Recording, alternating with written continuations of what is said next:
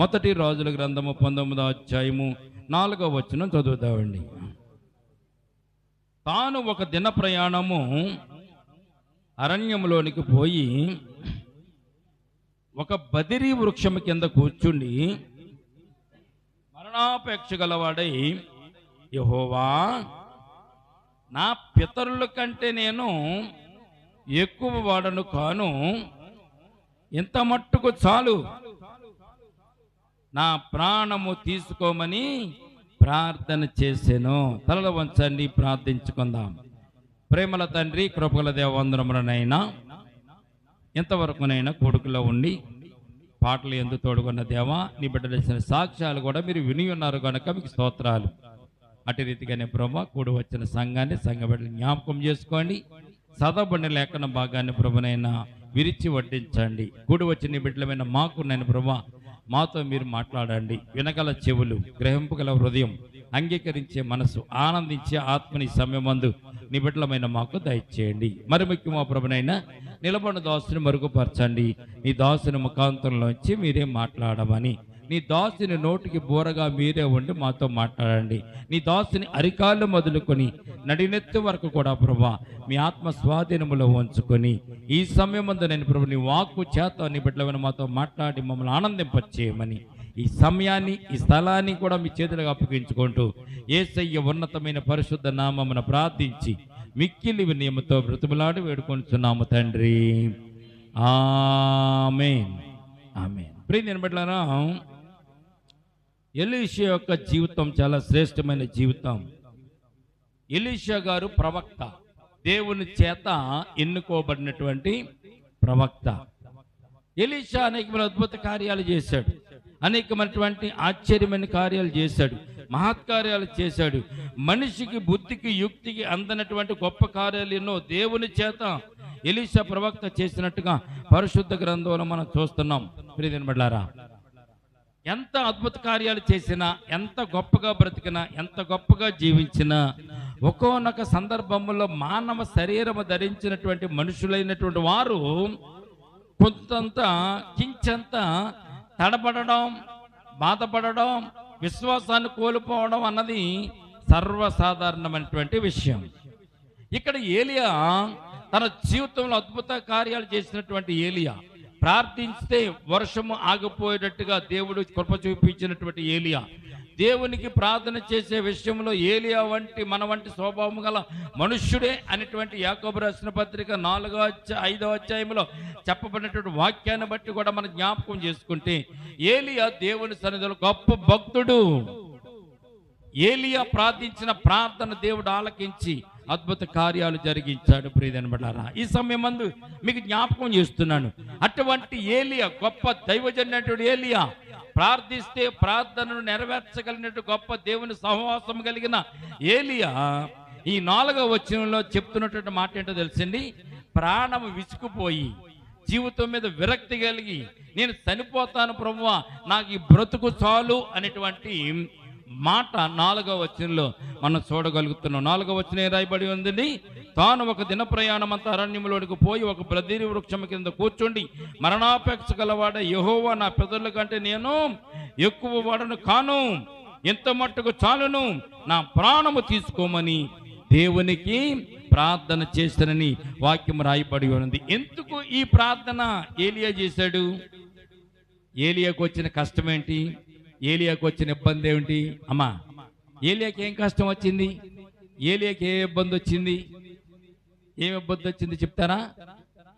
1వ వచనం చదవండి. 1వ వచనం చదవండి. 19వ అధ్యాయం 1వ వచనం చదవండి. ఏలియా చేసినదంతయు అతడు ఖడ్గమ్మ చేత ప్రవక్తలందరినీ చంపించిన విషయమును, ఆహాబు యెజెబెలున కంటే భార్య అయినటువంటి యెజెబెలుకు తెలియజెప్పగా, యెజెబెలు ఒక దూత చేత ఏలియాకి వర్తమానం పంపించింది, కబురు పంపించింది. ఎవరో? యెజెబెలు. యెజెబెలు ఎవరు? ఆహాబు యొక్క భార్య.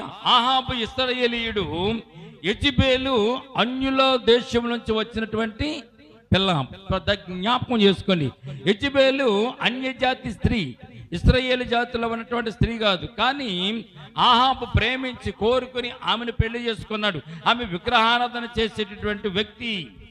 దేవుడు చెప్పాడు, అన్యులను మీరు పెళ్లి చేసుకోకూడదు, ఎవరిని చేసుకోవాలి? ఇశ్రాయేలీలే పెళ్లి చేసుకోవాలని. కానీ ఆహాబు ఆ మాట వినకుండా యెజబెల్ని పెళ్లి చేసుకున్నాడు. అన్ని జాతి స్త్రీ అని యెజబెల్ని పెళ్లి చేసుకుంటే విగ్రహారాధన వైపుకు యెజబెలు ఆహాబును కూడా నడిపించుతున్నట్టుగా పరిశుద్ధ గ్రంథంలో మనం చూస్తాం. యెజబెలు యొక్క జీవితం చూడండి, సాతాను యొక్క జీవితం. ఈ లోకంలో ఎవరన్నా దేవుని మాట వింటలేదు అనుకోండి, యెజబెలు కింద వారిని పోలుస్తూ ఉంటారు. దేవుని సన్నిధానం రాకుండా ఉన్నారనుకో యెజబెలు అంటూ ఉంటారు. అన్యుల జీవితంలో జీవించినటువంటి యెజబెలు ఆహాబు భార్య ఈ రాజుగారి తర్వాత రాణిగా ఉంటూ ఆహాబును వక్ర మార్గంలో నడిపించినటువంటి వ్యక్తిగా పరిశుద్ధ గ్రంథంలో మనం చూస్తాం. చూడండి, యెజబెలు యొక్క జీవిత చరిత్ర వేరేగా ఉంది. ఆ జీవిత చరిత్ర మనం ఒకసారి తలుచుకొని జ్ఞాపకం చేసుకుందాం. కానీ ఇక్కడ మాత్రం యెజబెలుకు ఆహాబు చెప్పాడు, బయలు ప్రవక్తలందరినీ కూడా ఏలియా చంపేశాడు, కర్మేలు పర్వతం మీద బలి అర్పించడానికి మేము అందరం వెళ్ళాము. చూడండి, దేవతల తరపున ఎవరు కూడా ప్రార్థన చేసినా కానీ దేవతలు ఏమీ కార్యం చేయలేదు కనుక అక్కడ ఉన్నటువంటి 850 మందిని కూడా ఏలియా చంపించేశాడు అని యెజబెలుతో ఆహాబు చెప్పాడు. భర్త అయినటువంటి ఆహాబు భార్య అయినటువంటి యెజబెలుతో చెప్పాడు. యెజబెలుతో చెప్తే యెజబెలు చాలా మూర్ఖురాలు, ఆ దేశంలోనే మూర్ఖురాలు. ఆమె ఏమి చెప్తే అదే జరగాలి, ఏది తలుచుకుంటే అదే చేసేది. రాజుగారితో తనకున్నటువంటి అవసరతలు తీరులాగా రాజుగారిని వక్ర మార్గంలో నడిపించే విషయంలో యెజబెలు చాలా ప్రయత్నాలు చేసింది ప్రియదనబట్లారా. అయితే ఆ యెజబెలుకు కోపం వచ్చి ఒక వర్తమానము ఏలియాకు పంపించింది. ఏమని? యెజబెలు కోపపడి రౌద్రం తెచ్చుకుని మా బయలు ప్రవక్తలు చంపుతాడా ఏలియా, అతని సంగతి నేను చూస్తానని చెప్తూ ఒక కబురు పంపించింది. ఏ కబురు పంపించింది? చూడండి 2వ వచనం. రేపు ఈ వేళకు నీ ప్రాణమును నువ్వెవరైతే 850 మందిని చంపావో వారిలో అని ఒక ప్రాణం వల్ల చేయని ఎడలా దేవుడు నాకు గొప్ప అపాయము కలుగు చేయనుగాక అని చిన్ని సమాచారాన్ని ఏలియాకు వర్తమానాన్ని పంపించింది. ఇక్కడ జ్ఞాపకం చేసుకోండి ప్రియని బిడ్డలారా, ఏలియా ఉన్నతమైనటువంటి స్థానంలో ఉన్నటువంటి భక్తుడు.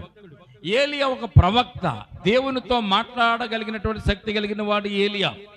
ఏలియాకున్నటువంటి భక్తి కానీ ఏలియాకున్నటువంటి ప్రభావం కానీ యెజబెలుకు కనీసం 1% కూడా లేదు. యెజబెలు ఈ లోకంలో ఉన్నటువంటి వ్యక్తి, అన్యుల జాతుల నుంచి వచ్చిన వ్యక్తి, విగ్రహాలను పూజించేటటువంటి వ్యక్తి. ఈ లోకంలో న్యాయం చేయడానికి బదులు అన్యాయం చేసేటటువంటి వ్యక్తిగా ఉన్నటువంటి యెజబెలు ఒక వర్తమానం పంపిస్తే దేవునితో సహవాసం చేస్తున్నటువంటి ఏలియా భయపడి బదిరీ వృక్షం క్రిందకి వెళ్ళి దాక్కున్నాడంట. ఏ వృక్షం ఉన్నది? పలకని నోట్లోంచి మాట్లాడండి, గట్టిగా మాట్లాడండి ఒకసారి. బదిరీ వృక్షం అంటే ఏంటో తెలుసండి? రేగుపళ్ళు చెట్టు అది. బైబిల్ ప్రకారము అలాగే సైన్స్ ప్రకారము గూగుల్ మ్యాప్ ప్రకారము రేగు పండ్ల చెట్టు అని దానికి వివరణ ఉంది. బదిరీ వృక్షం అని ఇక్కడ రాయబడి ఉంది కనుక మనము కూడా బదిరీ వృక్షమే అని పలుకుతాం. దేవునికి స్తోత్రం కలుగును గాక. బదిరీ వృక్షం కిందకెళ్ళి పడుకున్నాడండి. ఎవరికి భయపడి? ఎవరికి భయపడమ్మా? అమ్మా, యెజబెలు రాణికి భయపడి, అన్యుల దేశంలో వచ్చినటువంటి యెజబెలు యొక్క మాటకు భయపడి, యెజబెలు పంపించినటువంటి ఒక వర్తమానం, ఒక లేఖ, ఒక మాటను బట్టి భయపడి ఏలి బదిరీ వృక్షం కిందకి వెళ్ళి పడుకుని దేవునికి ప్రార్థన చేస్తాడు. నా బ్రతుకు చాలునైనా, ఎంతవరకు బ్రతుకను చాలునైనా, ఇక నన్ను తీసుకెళ్ళిపో, నన్ను తీసుకెళ్ళిపో, నన్ను ఈ భూమి మీద ఉంచొద్దు అని ఏలియా ప్రార్థన చేస్తున్నాడు. మనం కూడా కొన్ని సందర్భంలో చిన్న చిన్న విషయాలకి మనం భయపడుతూ ఉంటాం.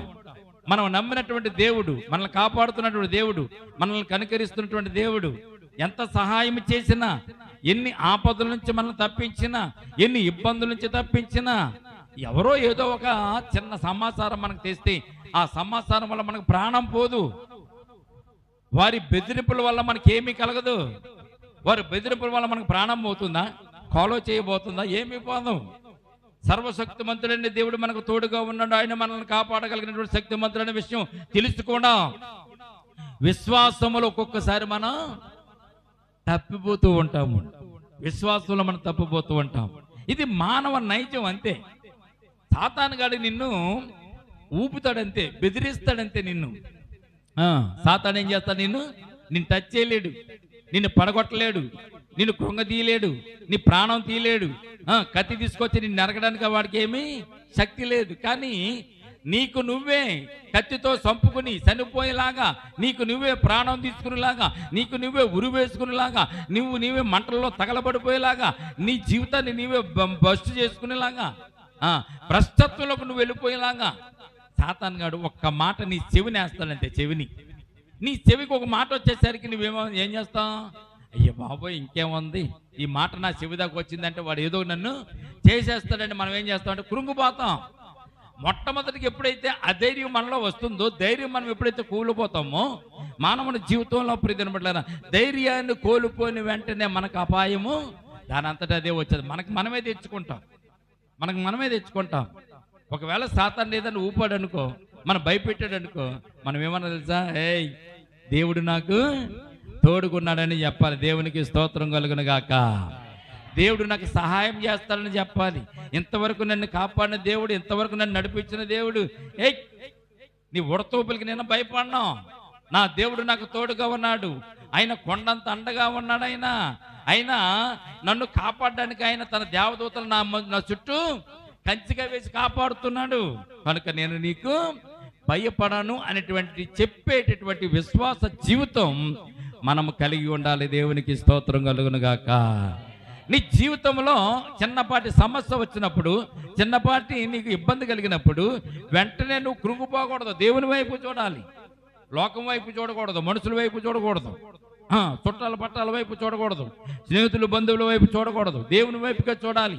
ఏ సమస్య వచ్చినా కానీ నువ్వు దేవుని వైపుకు చూసినప్పుడు దేవుడు నీకు సహాయాన్ని దయచేస్తాడు. మరి ఏలియా అన్ని విషయాల్లో దేవునికి ప్రార్థన చేసేవాడు, అన్ని విషయాలలో దేవుని అడిగేవాడు.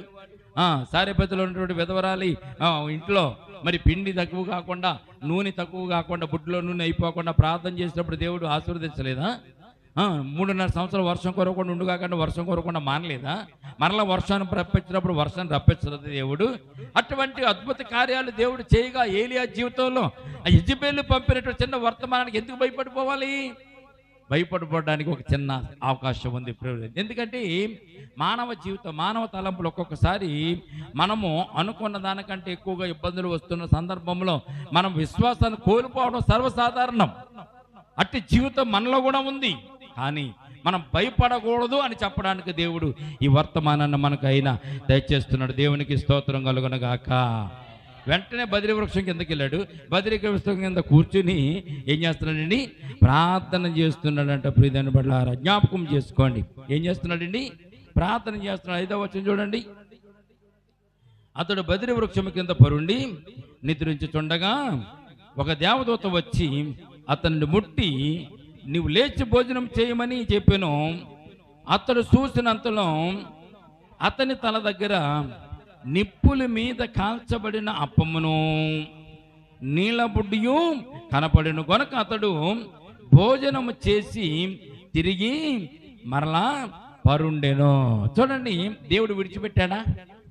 యెజెబెలు నుంచి పారిపోయావు, బదిరి వృక్షం కింద కూర్చున్నావు, కూర్చుంటే దేవుడు నిన్ను విడిచిపెట్టాడా? దేవుడు విడిచిపెట్టాడు. దేవుడు తన దూతను పంపించాడు. ఏలియా బదిరి వృక్షం కింద కూర్చున్నాడు. ఆకలి అవుతుంది ఏలియాకి వెళ్ళి ఆహారం పెట్టిరామని ఎవరిని పంపించాడు? మొట్టమొదటిగా కరువు కాలంలో కోకాలను పంపించి ఆహారం ఉదయకాల సమయం ముందు రొట్టెను మాంసమును, సాయంత్రం కూడా మా అస్తమయ సమయం ముందు రొట్టెను మాంసమును పంపించిన దేవుడు ఇక్కడికి ఈ సందర్భంలో ఇక్కడ బదిరి వృక్షం కింద ఉన్నటువంటి ఏలియాకి దేవుడు దూతను పంపించి దూత చేత ఆహారమును అందిస్తున్నట్టుగా మనం ఇక్కడ చూస్తున్నాం. దూత వచ్చి ఏలియాని టచ్ చేసి ముట్టి లేపిన తర్వాత ఇదిగో నువ్వు ఆహారం తిను అని చెప్తుందోని పక్కన కాల్చబడినటువంటి అప్పములు, అలాగే నీలబుడ్డిగా కూడా అక్కడ బదిరి వృక్షం కింద ఊరి చివరికి వెళ్ళిపోయి బదిరి వృక్షం కూర్చున్న వాడికి అప్పాలు ఎక్కడి నుంచి వస్తాయి, నీలబుడ్డి ఎక్కడ వస్తుంది? దేవదూత చేత దేవుడు ఆహారాన్ని పంపించినట్టుగా మనం చూస్తున్నాం. లేచాడు, తన దగ్గర నిప్పుల మీద కాల్చబడిన అప్పములు నీలబుడ్డి కనపడ్డది కనుక వాటిని తీసుకున్నాడు, భోజనం చేశాడు. భోజనం చేసి మరలా తిరిగి నిద్రపోయి నాకేం పని ఉందని చచ్చిపోతాను, నేను బతకనిక. అన్నం తిని కూడా చెప్తున్నాడు, అప్పాలు తిని కూడా చెప్తున్నాడు, ఆహారం తిని కూడా మరీ చెప్తున్నాడు, నేను మరలా చచ్చిపోతానని మరలా పడుకున్నట్టుగా మనం చూస్తున్నాం. 7వ వచనం చూడండి. అయితే యెహోవా దూత 2వ మారు వచ్చి అతనిని ముట్టి, నీ శక్తికి మించిన ప్రయాణము నీకు సిద్ధమై ఉన్నది, నీవు లేచి భోజనము చేయమని చెప్పినప్పుడు అతడు లేచి భోజనము చేసి ఆ భోజనపు బలము చేత 40 రాత్రింబవళ్ళు ప్రయాణము చేసి దేవుని పర్వతం అని పేరు పెట్టబడిన ఓరేబునకు వచ్చి అతట ఉన్న ఒక గుహలో చేరి బస చేసెను. దేవునికి స్తోత్రం కలుగునుగాక. మొదటిసారి దూత వచ్చింది, ఆహారం పెట్టింది. ఎవరికి పెట్టింది? ఏలియాకి పెట్టింది. ఏలియా ఎందుకు వెళ్ళాడు అక్కడికి? యెజెబెలు చెప్పినటువంటి మాటను బట్టి, యెజెబెలు పంపించిన కబురును బట్టి భయపడుతూ ప్రాణము మీద భయము చేత, ప్రాణము తీస్తుందని భయము చేత ఏలియా పారిపోయి బదిరి వృక్షం కింద కూర్చుంటే దేవుడు దూత చేత ఆహారం పంపించాడు. నా మాట వినకుండా వెళ్ళిపోయినాడు, నేను ఎందుకు పట్టించుకోవాలి అనలేదు దేవుడు. కొన్ని సందర్భంలో మనం దేవుని మీద కోపంతో అలుగుతాం కదండి. నేను దేవుని సన్నిధానికి వెళ్ళాం, దేవుని మందిరానికి వెళ్ళాం, నేను దేవునికి ప్రార్థన చేయను, నేను అనుకున్నది దేవుడు జరిగించలేదు, నేను ప్రార్థన చేస్తే దేవుడు నా ప్రార్థన ఆలకించలేదు, నేను కోరుకున్న కోరికలు దేవుడు తీర్చలేదు కనుక నేను దేవుని సముఖానికి వెళ్ళను. చాలా మంది ఉన్నారు నెలక భూమి మీద. దేవుని మీద అలిగిన వారు చాలా మంది ఉన్నారు. చెరువు మీద అలిగినట్టుగా దేవుని మీద కూడా అలిగిన వారు చాలా మంది ఉన్నారు. దేవునికి ఏమైనా నష్టమా అమ్మా? నువ్వు దేవుని మీద అలిగితే ఎవరికి నష్టం? నీకే నష్టం. దేవుడు అద్భుతమైన కార్యములు చేయగలిగిన వాడు. నువ్వు చేస్తున్న పనులను బట్టి, నువ్వు చేస్తున్న క్రియలను బట్టి, దేవునికి వ్యతిరేకంగా నడుస్తున్న నడకలను బట్టి ఒకవేళ దేవుడు ఆలస్యం చేయొచ్చు. దేవుడు వాగ్దానం చేసిన వాడు మర్చివాడు కాదు. రాత్రికాల సమయం మనం జ్ఞాపకం చేసుకున్నాం. అబ్రాహాము గారికి వాగ్దానం చేశాడు, అబ్రాహాము గారు నడిపించాడు. ఇస్సాకు వాగ్దానం చేశాడు, ఇస్సాకు నడిపించాడు. యాకోబుకు వాగ్దానం చేసి యాకోబును నడిపించాడు. యేసేపుకు వాగ్దానం చేసి యేసేపును కూడా నడిపించాడు. అబ్రాహాము గారికి ఇచ్చిన వాగ్దానాన్ని నెరవేర్చడానికి యేసేపు వరకు, తరతరముల వరకు కూడా దేవుడు వారికి తోడుగా ఉండి నడిపించాడు కదా. రాత్రికాల సమయం ధ్యానం చేసుకున్నాం. దేవుడు విడిచిపెట్టువాడు కాదు, వాగ్దానం చేసిన వాడు మర్చివాడు కాదు. అందుకే జనవరి 1 రోజున మనము వాగ్దానాలు తీసుకుంటాం. వాగ్దానం భద్రం చేసుకుని బైబిల్లో పెట్టుకుని వాగ్దానం చదువుకుంటూ వాగ్దానం వైపు చూస్తూ మనం ముందుకు పరిగెత్తాలి. ప్రియమైన బిడ్డలారా, పరిశుద్ధ గ్రంథంలో అనేకమైన వాగ్దానాలు ఉన్నాయి. ప్రతి వాగ్దానం మన కొరకు దేవుడు ఇచ్చాడు. నిన్ను ఆశీర్వదించి నిన్ను గొప్ప చేసి గొప్ప జన్మగా చేసేదను, ఈ దేశమంతా నీకు ఇచ్చేదను, ఈ దేశమంతటి కూడా నీకు హస్తగతం చేసేదను, నిన్ను ఆశీర్వదించేదను, నీ పిల్లల్ని ఆశీర్వదించేదని దేవుడు వాగ్దానం ఇచ్చాడు కదా అబ్రాహాము గారికి. అబ్రాహాము గారికి ఇచ్చిన ప్రతి వాగ్దానం కూడా మనకు కూడా అది సొంతం అవుతుంది. దేవునికి స్తోత్రం కలుగునుగాక. జ్ఞాపకం చేసుకోండి, అబ్రాహాము గారికి ఇచ్చిన వాగ్దానం మనందరికీ సొంతం. అది అబ్రాహామా, నీ పిల్లలను నేను ఆశీర్వదిస్తాను, నీ సంతానాన్ని ఆశీర్వదిస్తాను కదా దేవుడు.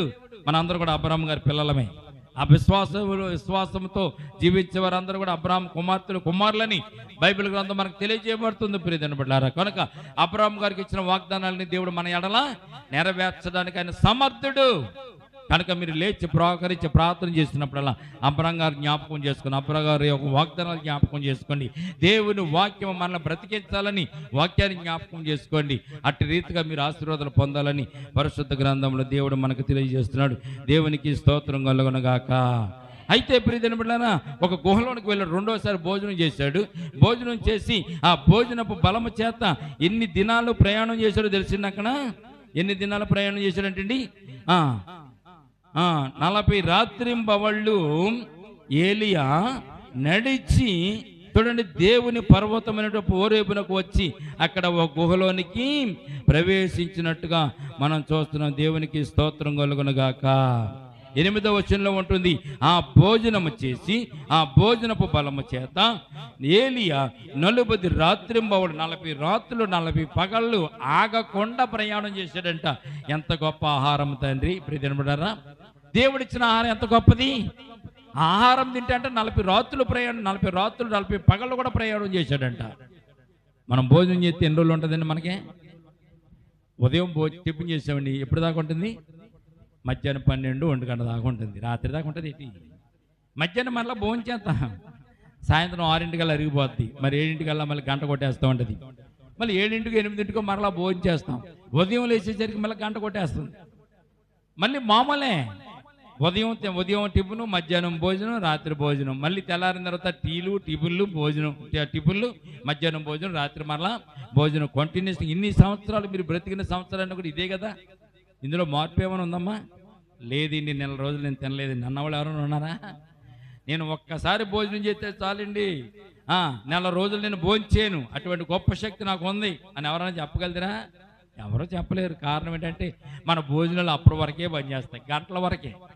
మనం తినే ప్రతి ఆహారం కూడా 3 గంటల వరకు పనిచేస్తుంది. 3 గంటల తర్వాత ఇంకా మనం ఇలా పరిపాట్లలో బట్టి మర్చిపోయితే తప్ప మర్చిపోకుండా ఉంటే ఆహారం తినాలని మనకు అనిపిస్తూ ఉంటుంది. కానీ దేవుడిచ్చే ఆహారం అటువంటిది కాదు. దూత ద్వారా దేవుడు పంపించినటువంటి ఆహారం, అప్పమ్మలు, ఆ నీళ్ల బుడ్డి, ఆ నీళ్ళే కూడా బలమండి. అప్పాలు తిన్నాడు, నీళ్లు తాగాడు, ఆ నీళ్ళు తాగినటువంటి నీళ్లు తిన్నటువంటి అప్పములతో ఆ బలమ చేత, రెండోసారి తిన్నటువంటి బలమ చేత ఏలియా ఎన్ని రోజులు నడిచాడని బైబిల్ చెప్తుందంటే 40 దినాలు, 40 పగళ్ళు, 40 రాత్రులు ఏకదాటిగా నడిచాడంటే అండి. వాహనం ఎక్కి తిరగడం కాదు. 40 దినాలు 40 పగళ్ళు నడిచాడంటే అర్థం ఏంటండి? పడుకున్నాడన్నా. 40 రాత్రులు కూడా కంటి మీద కునుకులు లేకుండా ఆ శక్తి చేత, బలం చేత నడిచాడు. దేవుడు పంపించాడు. ఓరేపు కొండ దగ్గర పంపించాడు. ఓరేపు దగ్గరికి వెళ్ళిపోతుంది. ఓరేపు వచ్చి అచ్చట ఉన్న ఒక గుహలోనికి చేరి అక్కడ బస చేసినట్లుగా పరిశుద్ధ గ్రంథంలో మనం చూడగలుగుతున్న. దేవునికి స్తోత్రం కలుగునుగాక. దేవుడు నీకు కూడా అటువంటి శక్తిని దయచేయునుగాక. మీ ఆరోగ్యములు దేవుడు బలపరచునుగాక. మీకున్నటువంటి సమస్యలు దేవుడు తీర్చునుగాక. అటువంటి ఆహారాన్ని దేవుడు మీకు ఇచ్చి మిమ్మలను బలపరచునుగాక. ఆమేన్. ప్రియమైన బిడ్డలారా, ఏలియాకి ఇచ్చినటువంటి ఆహారం గొప్పైన ఆహారం. 40 రాత్రులు 40 పగల్లో ప్రయాణం చేశాడు. అంత గొప్ప వ్యక్తి అండి ఏలియా. అటువంటి గొప్ప వ్యక్తి అయినటువంటి ఏలియా చిన్నపాటి కబురుకు, యెజెబెలు పంపించినట్టు కబురుకు భయపడి వెళ్ళిపోయినట్టుగా పరిశుద్ధ గ్రంథంలో మనం చూస్తున్నాం. తర్వాత దేవుడు ఏలియాకి కనపడడానికి ప్రయత్నం చేశాడు. ఏలియాకు కనపడాలని ప్రయత్నం చేశాడు. ఏలియా అడిగాడు, ప్రభువా ఒక్కసారి నాకు కనపడు, ఒక్కసారి నేను దర్శించు అన్నాడు. 11వ వచనం చూడండి. అందుకైనా నీవు పోయి పర్వతం మీద యెహోవా సముఖమందు నిలిచి ఉండమని సెలవిచ్చెను. అంతటి యెహోవా ఆ వైపున సంచరించగా బలమైన పెనుగాలి లేచెను. యెహోవా భయమునకు పర్వతములు బద్దలయ్యెను, శిలలు చిన్నాభిన్నములయ్యను. గాని యెహోవా ఆ గాలి దెబ్బల యందు ప్రత్యక్షము కాలేదు. చూడండి, దేవుడిని అడిగాడు, దేవా నువ్వు ఒకసారి నాకు కనపడు, ఇన్ని అద్భుతాలు, ఇన్ని ఆశ్చర్యకార్యాలు చేశావు కదా, ఒక్కసారి కనపడమంటే సరేలే పర్వతం మీద నుంచో, నేను నీకు కనబడతానన్నాడు. పర్వతం మీద నుంచున్నాడు. పర్వతం మీద నుంచున్న తర్వాత దేవుడు గాలి రూపంలో అటు వెళ్ళాడు. ఎప్పుడైతే దేవుడు పర్వతం పక్క నుంచి గాలి రూపంలో వెళ్ళాడో ఆ గాలికి పర్వతాల బద్దలైపోయినాయి, సెల్లలు బద్దలైపోయిన, అదంతా భూకంపం వచ్చేసింది, చాలా అట్టహాసం అయిపోయింది. కానీ దేవుడు గాలిలో ఏలియాకి కనపడలేదు. చదవండి, ఇది గాలి పోయిన తర్వాత భూకంపము కలిగింది, కానీ ఆ భూకంపమునందు యెహోవా ప్రత్యక్షము కాలేదు. 12వ వచనం. ఆ భూకంపమైన తర్వాత మెరుపు పుట్టెను, కానీ ఆ మెరుపునందు యెహోవా ప్రత్యక్షము కాలేదు. మెరుపు ఆగిపోగా మిక్కిలి నిమ్మలముగా మాట్లాడు ఒక స్వరము ఏలియాకి వినపడిన. దేవునికి స్తోత్రం కలుగునుగాక. ఆయన మెరుపులో ప్రత్యక్షమయ్యాడు. ఆ మెరుపులో ప్రత్యక్షమైన దేవుడిని ఏలియా చూడలేకపోయాడు. గాలిలో ప్రత్యక్షమయ్యాడు దేవుడు, గాలిలో చూడలేకపోయాడు. తుఫాను వచ్చింది, అయినా కానీ తుఫానులో కూడా ఏలియాకి దేవుడు కనపడలేదు. ఈ గాలి దుమ్ము అయిపోయిన తర్వాత, మెరుపు అయిపోయిన తర్వాత, భూకంపాలు అయిపోయిన తర్వాత నిమ్మలమైన వెంటనే మెల్లని స్వరం ఒకటి మాట్లాడడం ఏలియా విన్నట్టుగా మనం చూస్తున్నాం. 13వ వచనం చూడండి. ఏలియా దానిని విని తన దుప్పటిని ముఖమును కప్పుకొని బయలుదేరి గుహవాటకు నిలిచెను. అంతలో ఏలియా, నీవిచ్చట ఏమి చేస్తుంటివి అని ఒకడు పలికిన మాట అతనికి వినబడను. అందుకతడు, ఇశ్రాయేలు వారు నీ నిబంధనను త్రోసివేసి నీ బలిపీఠములను పడగొట్టి నీ ప్రవక్తలను ఖడ్గము చేత హతము చేసిరి. సైన్యములకు అధిపతియగు దేవుడగు యెహోవా కొరకు మహారోషము గలవాడనై నేను ఒక్కడిని మాత్రమే మిగిలి ఉండగా వారు నా ప్రాణము తీసివేటికి చూచుతున్నారని దేవునికి బదులు చెప్పిన. దేవునికి స్తోత్రం కలుగునగాక. ఏలియాతో దేవుడు మాట, ఏలి ఇక్కడ నువ్వేం చేస్తున్నావు, ఏం పని నీకు ఇక్కడ, నువ్వు ఉండవలసింది అక్కడ కదా, ఇశ్రాయేల్ జనాంగం మధ్యలో కదా నువ్వు ఉండవలసింది, ఇక్కడ ఉన్నావు ఏంటంటే అప్పుడు ఏలియా చెప్తున్నాడు, ఇదిగో దేవుడితో చెప్తున్న మాట ఏంటో తెలుసా, నీ నిబంధనను త్రోసివేసి నీ బలిపీఠంలను పడగొట్టి నీ ప్రవక్తలను ఖడ్గం చేత హతం చేసిరి. ఎవరు చేశారు? ఈయనని యెజబెలు ప్రవక్త చేసింది. యెజబెలు చేసినట్టు పనికి ఏలియాకు కోపం వచ్చి అక్కడ బయలు ప్రవక్తలను 850 మందిని చంపేశాడు. చంపేసిన తర్వాత అక్కడి నుంచి ఆమె ఇచ్చిన కొబ్బరి బట్టి పారిపోవచ్చాడు. పారిపోవచ్చిన తర్వాత దేవుడితో చెప్తున్నటువంటి మాట ఏంటో తెలుసా, నేను ఒక్కడిని మాత్రమే మిగిలి ఉన్నాను, ఉండగా నా ప్రాణము తీయటకు వారు చూస్తున్నారని దేవునితో ఏలియా చెప్పిన మాట ఇక్కడ మనం వింటున్నాం. 15వ వచనం చూడండి. అప్పుడు యెహోవా అతనికి సెలవిచ్చినది ఏమనగా, నీవు మరలి అరణ్య మార్గమున దమస్కునకు పోయి దానిలో ప్రవేశించి సిరియా దేశం మీద అజాయేలునకు పట్టాభిషేకం చేయము. ఇశ్రాయేలు వేరు మీద నింషీ కుమారుడైన యెహూకి పట్టాభిషేకం చేయము. నీకు మారుగా ప్రవక్త అయ్యుండుటకు అబెల్మే హోలా వాడైనటువంటి షాపాతు కుమారుడైన ఎలీషాకు పట్టాభిషేకము చేయమని దేవుడు ఏలియాకి ఆజ్ఞ ఇచ్చాడు. దేవునికి స్తోత్రం కలుగునుగాక. ఏలియా పారిపోయినా కానీ దేవుడు వెంటబడ్డానికి కారణం ఏంటో తెలిసింది. ఏలియా ద్వారా జరగవలసినట్టు కొన్ని పనులు ఉన్నాయి. ఒక రాజును పట్టాభిషేకం చేయాలి, అలాగే ఒక ప్రవక్తకు కూడా పట్టాభిషేకం ఏలియా చేయాలి. ఎలీషా చూడండి, ఏలియా ఎలీషాను పట్టాపం చేసి మరలా ఏలియాకు బదులుగా ఎలీషా నిలబెట్టాలి ప్రవక్తగా. రాజు తర్వాత రాజుగా ఇంకొక అతనికి పట్టాభిషేకం చేయాలి. ఇటువంటి కార్యాలన్నీ ఏలియా చేయవలసి ఉండగా ఏలియా చనిపోతానంటే దేవుడు ఊరుకుంటాడా? ఏలియా మరణం కూడా గొప్ప మరణం. దేవునికి స్తోత్రం కలుగునుగాక. మానవులకి ఎవరికి దక్కనటువంటి అద్భుతమైనటువంటి వరమును దేవుడు ఏలియాకు ఇచ్చాడు. ఏలియాకు ఇచ్చినటువంటి మరణము గొప్ప మరణం.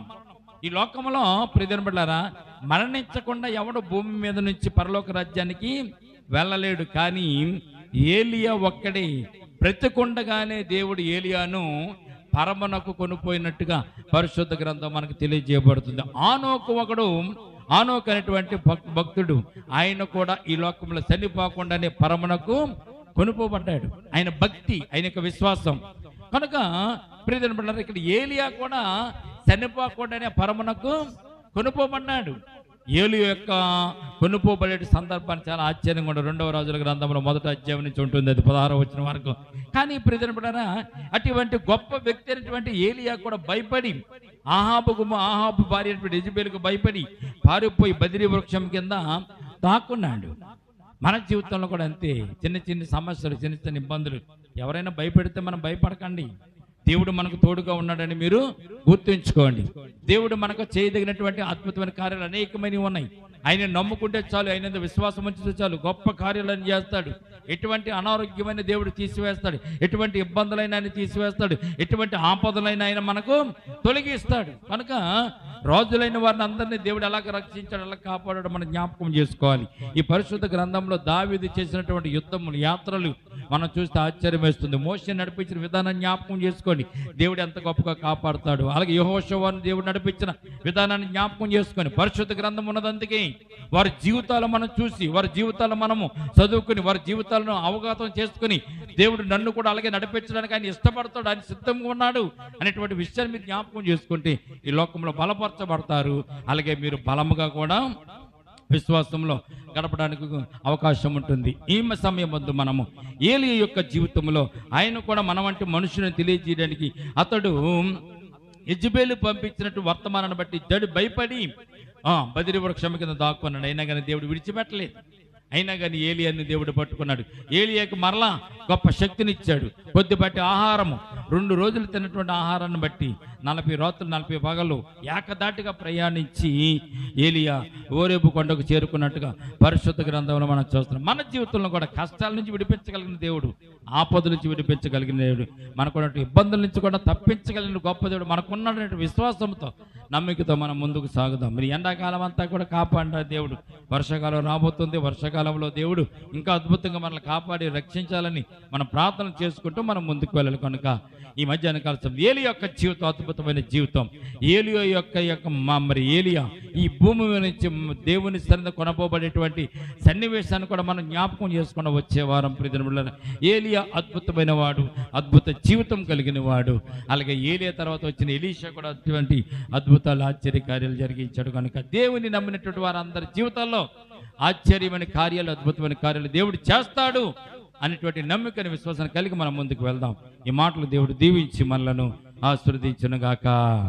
తల వంచండి, ప్రార్థన చేసుకుందాం. స్తోత్రమునైనా ప్రేమల తండ్రి, కృపగల దేవ, వందనమునైనా ఏలియా నేను ప్రభు ప్రాణ భయం చేత బదిరి వృక్షం కింద కూర్చొని ప్రాణాపేక్ష కలిగి ఉన్నవాడే నేను నీకు ప్రార్థన చేస్తాడు. తండ్రి, నా పితరుల కంటే నేను గొప్పవాడిని కాదు, నన్ను తీసుకెళ్ళిపో అని ప్రార్థన చేస్తాడు. కానీ ప్రభా నైనా మేము కోరుకుంటే మరణించాలంటే నీ ఇష్టం ఉంటే తప్ప, నీ ఇష్టం లేకపోతే మేము మరణించలేము కదా నైనా. మా ప్రాణం పోవాలన్నా, మా ప్రాణం నిలబడాలన్నా నీ చేతిలోనే ఉందనండి ప్రభా. కాలములు సమయంలో నీ చేతిలోనే, అంటే మరణములు కూడా నీ చేతిలోనే. మనుషుడు పుట్టుక, మనుషుడు గిట్టుట కూడా నీ చేతిలోనే ఉంది కనుక నేను ప్రభా దేవా ఏలియాని ప్రభునైనా కోరుకున్నాడే కానీ ఏలియాని ప్రభునైనా అట్టి రీతిగా మరణింప చేయలేదు తండ్రి. నేను ఏలియాని మరలా ఆశీర్వదించాడు, దీవించాడు తండ్రి. నేను మన 2 పూటల భోజనం చేత ఏలియా 40 దినాలు 40 పగళ్ళు నడిచేటటువంటి శక్తిని ఏలియాకు మీరు ఇచ్చారు తండ్రి. నైనా అటువంటి గొప్ప భక్తుడు తండ్రి. నైనా నేను యెజబెలు చేసినటువంటి చిన్న కబుర్ను బట్టి ఏలియా భయపడ్డాడు. ఎందుకంటే అవిశ్వాసమైన సాతాను గాడు ప్రభు భయపెట్టాడు తండ్రి. కానీ ప్రభు ఏలియా భయపడవలసిన అవసరం లేదు. నేను నీ బిడ్డలు కూడా భయపడవలసిన అవసరం లేదు నాయన ప్రభా. ఈ సమయం మేము జ్ఞాపకం చేస్తాం. ఏలియాకి మీద అప్పుడప్పుడు మేము కూడా నేను చింతపడుతున్నామేమో, బాధపడుతున్నామేమో, కృంగిపోతున్నామేమో, అటువంటి కృంగుబాటు మీకు వలదు అని చెప్పడానికి నేను ప్రభు ఈ సమయం ముందు, ఈ సందర్భంలో ఈ లేఖనాన్ని, వాక్యాన్ని ప్రభు మాకు మీరు తెలియజేసినందుకు స్తోత్రాలు తండ్రి. ఇప్పుడు వచ్చిన సంఘాన్ని, సంఘ బిడ్డ మీరు జ్ఞాపకం చేసుకొని ఎటువంటి ఆపదైన, ఎటువంటి కష్టమైన, ఎటువంటి ఇరుకైనా తప్పించగలిగినటువంటి దేవుడు నీవే తండ్రి. అందుకే షడ్రకు, మేషకు, అబేద్నెగో జీవితంలో అగ్ని వంటి పరీక్ష వచ్చినా కానీ, మరణించే పరీక్ష వచ్చినా కానీ ప్రభునైనా అగ్నిలో కూడా వారికి తోడుగొండి కాపాడినట్టు గొప్ప దేవుడు తండ్రి. నైనా దానియేలును కూడా సింహాల బోన్లో నేను ప్రభునైనా భయంకరమైన సింహాలు నేను ప్రభా, మనిషి కనపడితే నేను ప్రభు ఎముకలతో సహా పొడి చేయగలిగినటువంటి నేను ప్రభు సింహాల మధ్యలో దానియేలుని వేసినా కానీ కాపాడినటువంటి గొప్ప దేవుడు తండ్రి. నైనా ఈ రోజున నీ బిడ్డలను కూడా కాపాడడానికి మీరు ఇష్టపడుతున్నారు తండ్రి. నేను నిన్ను నమ్మిన వారు, నీ అంత విశ్వాసం వచ్చిన వారిని ప్రభా, నేను ఎవరు ఎన్ని కోపలు చేసిన, ఎవరు ఎన్ని నేను ప్రభా నేను మరి ఇబ్బందులు సృష్టించిన తండ్రి, నేను కష్టాలు చెయ్యాలని, నేను ఇరుకులు పెట్టాలని వారు ఆలోచన చేసినా కానీ ప్రభా వాటి నుంచి తప్పించడానికి సమర్థుడైన దేవుడు నీవే మాకుండగా తండ్రి. నేను మాకు చింతేలారు తండ్రి. నైనా ఈ సమయం ముందు నేను ప్రభు ఏలియాని కాపాడిన దేవుడు, ఏలియాని రక్షించిన దేవుడు, ఏలియా చేత అద్భుత కార్యాలు చేసిన గొప్ప దేవుడు మాకున్నావు తండ్రి. మేము కూడా అటు విశ్వాసంలో ముందుకెళ్ళడం కృప చూపించండి. ఏలియాకి మీరు చింతపడకుండా, భయపడకుండా, బాధపడకుండా ప్రభునైనా ఈ లోకంలో జీవించడానికి, ఈ లోకంలో నేను ప్రభు నీ సన్నిధానంలో ప్రభునైనా మేము నీ బిడ్డలుగా సాక్షిగా ఉండడానికి నేను నీ కృప మాకు దయచేదురుగా. కానీ కూడి వచ్చిన సంఘాన్ని, సంఘ బిడ్డలు మీరు జ్ఞాపకం చేసుకోండి. సంఘ బిడ్డల చుట్టూ మీకు కంచి వేసి కాపుదల దయచేయండి. సంఘ బిడ్డలకు రావాల్సిన ఆశీర్వాదాలు వారికి రప్పించండి తండ్రి. ఎండాకాలంలో నేను ప్రభు వారికి ఉన్నటువంటి అవసరాలు అక్కడ తీర్చినట్టు గొప్ప దేవుడు తండ్రి. నైనా మీరు వర్షాకాలం రాబోతుంది కనుక నేను ప్రభు వర్షాకాలంలో వచ్చేటటువంటి అటువంటి ఇబ్బందులన్నీ కూడా ప్రభా, అనారోగ్యాలు నీ బిడ్డలను తాకకుండా మీ కాపుదలు మీ కృప తోడుగా నడిపించదు. కానీ ఈ సమయం ముందు కూడి వచ్చిన సంఘం అంతటపైన మీ దక్షాస్త్రం కాచి గాయపడాస్త్రం దీవించి ఆస్వాదించమని మా ముందున్నటువంటి సమయాన్ని మరలా మీ చేతులకు అప్పగించుకుంటూ యేసయ్య ఉన్నతమైన పరిశుద్ధ నామమును ప్రార్థించి మిక్కిలి వినయముతో బ్రతిమలాడి వేడుకొనుచున్నాము తండ్రి. ఆమేన్, ఆమేన్.